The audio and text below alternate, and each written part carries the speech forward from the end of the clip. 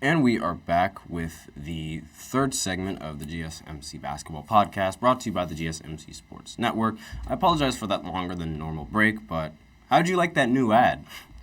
So, regardless, let's go ahead and go into the third segment. I have another game going on in the background, so I'll see exactly what game this is because I'm using a streaming service right now provided to me by Quinnipiac University. Shout out to them. And I'm just going to see exactly what game this is, and I'll just give quick updates on what I think and, what's happening. But let's just go ahead and give a quick recap of NBA basketball from last night and some of the important games that went down and some big stories that happened. So the first big story that I think I should talk about is Kevin Durant going up against the Phoenix Suns going up against the 76ers. Kevin Durant, he ended the game with, so it looks like this game is Auburn going up. Not Auburn, Akron, pardon me. So, regardless, the Phoenix Suns, they won 115 to 102. Kevin Durant, in this game, just passed Shaquille O'Neal in the scoring category. So now Kevin Durant is ranked 8th all-time in scoring, just passing Shaq, obviously. Shaq gave him his flowers. And one thing that I do remember, Paul Pierce, he said this about KD. He said if Kevin Durant did not get injured did not play if he played all the games without getting injured the way he got injured, he would already have 40,000 points. And I don't really want to touch on this much because he's only saying that because LeBron James, his literal father, is the one who holds the 40 points record. And obviously, he's going to do everything in his power to talk down on LeBron. That is just who Paul Pierce is because he is bitter, he is sad, he is very, very annoyed that LeBron just seems to ruin everything in his career. And that's just the way it is. That's why I said that LeBron is his father. He's not really his father, but you guys get the idea. And obviously, if you have that one guy that's just, constantly being talked about and just diminishes everything that you do, you're going to feel some type of way. So it makes sense. He's just triggered. He's mad, and he's doing whatever he can because now he's not playing in the league, and LeBron is still playing in the league, and it really looks like LeBron is still the best player in the league. So, but I digress. So I always got to make it about LeBron. I'm sure that's what all of you guys are saying. Oh, he always has to make it about LeBron. Well, guess what? Tough. So Kevin Durant ended the game with 22 points. Let's see his shooting. 10 of 18 from the field. Grayson Allen ended the game with 32 points. 9 of 15 from 3. 10 of 17 from the field. One of the craziest stats that I saw was that in this season alone, he's had 9 games where he's hit 5 plus 3-pointers or more. If I remember correctly, I believe that was the stat. And regardless, Grayson Allen has been phenomenal this season. And he's really shown that he can be a very important asset to the team and going into the playoffs. Because, that's sort of the things that, Phoenix, they don't have the defense, they have the scoring. And I guess, you can have scoring, but it's you should have defense to fall back on. On Golden State, when Kevin Durant was on that ridiculous super team, when he was playing with the Avengers, Steph Curry, Klay Thompson, Draymond Green, Sean Livingston, Andre Iguodala, all of those guys, you guys know exactly what I'm talking about. When he played on that team, the Golden State Warriors, they might have been the greatest offensive team ever assembled, but they also had great defenders. Klay Thompson was an elite defender. Draymond Green was an elite defender. Kevin Durant, while he was mainly a scorer, his length made it a lot more difficult for a lot of small forwards to get clean looks at the basket. Let's see. JaVale McGee, he was a great defender. Andre Iguodala coming off the bench, since he didn't have to really score the ball that much, he could focus on the defensive side of the ball, which he did phenomenally well. And again, it's always you have something to fall back on because if one of your players doesn't play well, for example, Bradley Beal going 1 for 6 in this game with 3 points, you have something to fall back on, and you have something that's reliable and efficient to fall back on. But that's just my take on it. And Devin Booker ended the game 7 of 15, 18 points. Not really much that needs to be said about this game because, Philly has been playing absolutely terrible without Embiid this year. They are really bad. I'm going to do some math real quick. Let me see. So they were they're 26-8 when they had Joel Embiid, and they're 12-23 without him. So obviously, like, I was wrong in thinking that this team would be able to answer back to a lot of these teams and win a couple of key games. I was completely wrong. But not much that needs to really be talked about for that game. Another game that went down was OKC going up against the Jazz. Again, not really much that needs to be said about this game because, like, Shai Gilgeous, like, he obviously ended the game with 31 points. Every single time I look at that box score, he has 31 points, and I just don't understand how he does it. He is one of the greatest. Like, he is one of the best guards that the league has seen right now, and it's really, really impressive what he's doing for the Oklahoma City Thunder and, like, what he's doing for basketball as a whole. And it's like, people really forget to talk. Like, they say he's the MVP, but at the same time, they say Chet is the Rookie of the Year. How does that work? Like, I don't understand how that works whatsoever. I mean, how are they going to argue? I mean, I think now, like, the Chet Rookie of the Year debate is just completely over. I don't think there's anyone that can say anything about that debate whatsoever because Victor Wembanyama is clear-cut Rookie of the Year, arguably Defensive Player of the Year. And since we are talking about Victor, there was an interesting stat that I looked at. With 13 games left, Victor has more blocks and steals than the last 9 players in their Defensive Player of the Year winning seasons. Maybe he's the Defensive Player of the Year. Who knows? I think, and another interesting stat, the last 15 games that Victor Wembanyama played, when he's on the court, the Spurs are ranked number 1 defensively. When he's off the court, they're ranked 25th. So obviously, he brings a lot of value to the team on the defensive side of the ball. But Rudy Gobert, he still has that argument. And we'll see exactly like which team ends up, which player ends up winning it. I can't believe I said team, but it's really ironic because while it's an individual award, it's really determined by team success sometimes. And I don't understand like where that's coming from now in this modern era where it's like wins sort of have to determine. Like I get wins determining value. I totally understand that.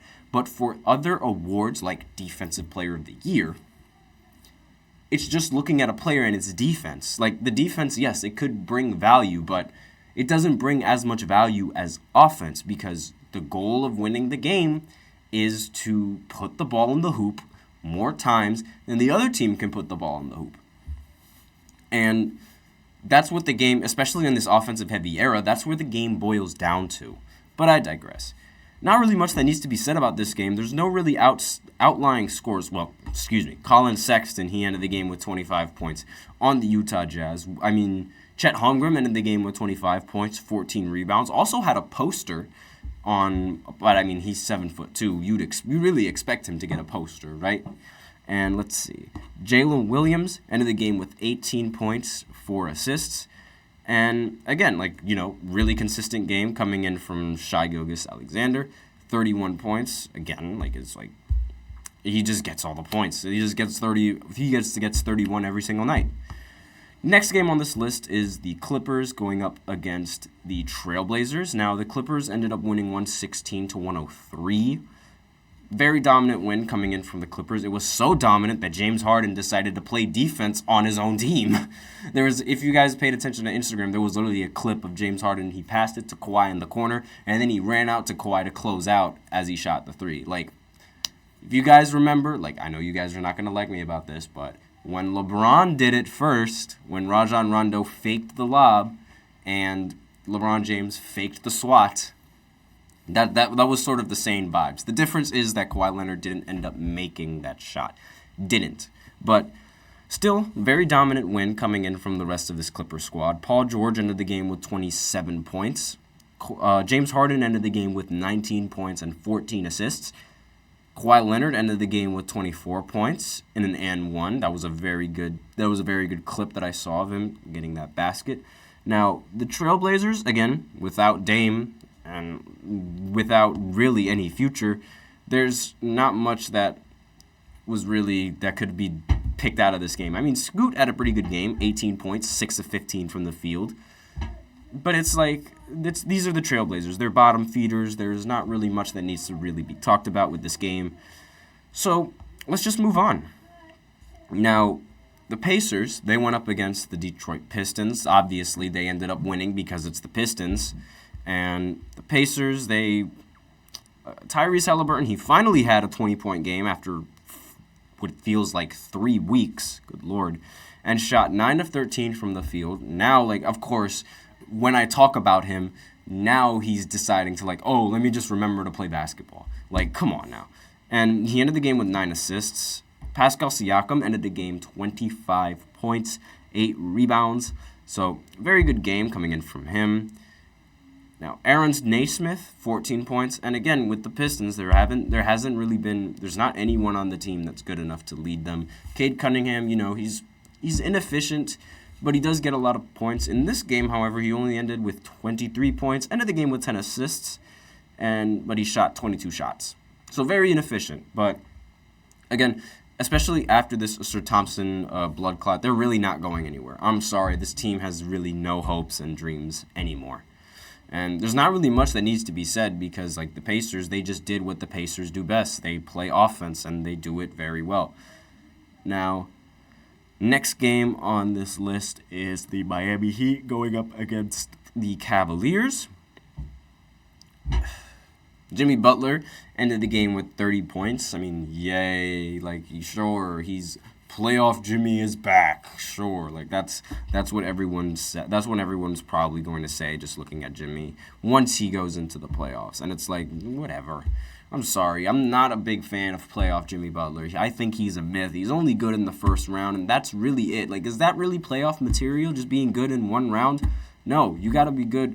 Every single time the light shines brighter, you have to be better, especially as the star player on your team. Now, and with the reputation that he has, like, if he didn't have that reputation, I would not be this harsh on him and his playoff prowess. But that's just me.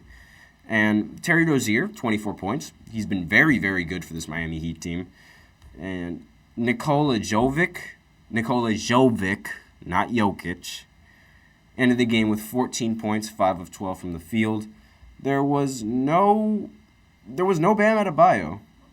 But no Bam, no problem, going up against the Cavs. Now, the Cavs, they still don't have Donovan Mitchell. They still only have Darius Garland, 20 points. He played 41 minutes. Jarrett Allen ended the game with 25 points and 20 rebounds. Good Lord. And Karis LeVert ended the game with 16 points and 12 assists. Again, these are ridiculous stats that are coming in from the Cavs. And let's see, Georges Niang ended the game 18 points.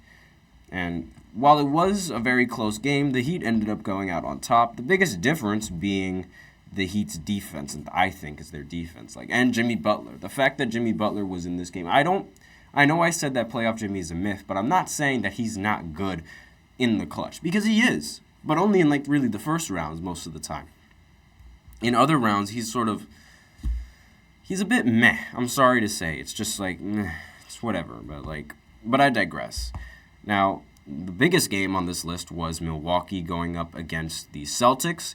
Now, the Celtics ended the game winning 122 to 119.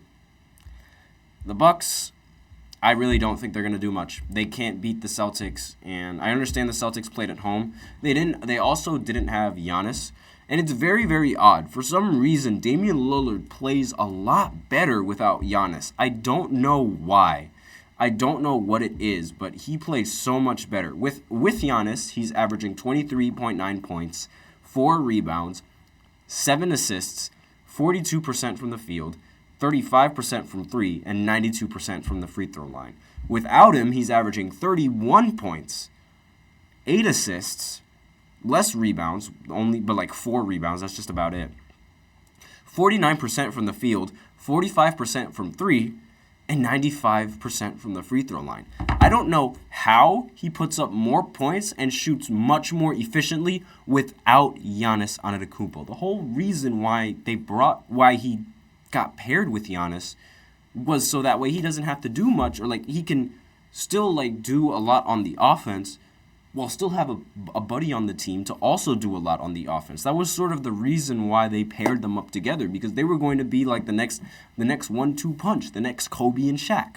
And I know those are like ridiculous like aspirations, but these are the talks. And I think it's absolutely absurd, because it's like, why? Like, how is he playing so bad when he has Giannis, someone who can facilitate and make better and give players a lot better looks because he draws so much attention? It doesn't make any sense to me. I just don't get it. But I digress. So, going into the Celtics game, Jason Tatum, he ended the game with 31 points. Derek White ended the game with 23 points. And Jaylen Brown ended the game with 21 points. Kristaps ended the game with 17 points. Again, this team is just ridiculously stacked in all positions. When they all play well, it's very, very, very difficult to beat them. I think the only team that really has the best chance of beating them is the Denver Nuggets. But that's just my personal opinion. Now, let's see. Let's go right ahead. Going into Golden State, going up against the Memphis Grizzlies. They won 137-116. And let's just go ahead and take a look at the box scores of this game. Now, Kuminga, 26 points. Andrew Wiggins, 22 points, 10 rebounds.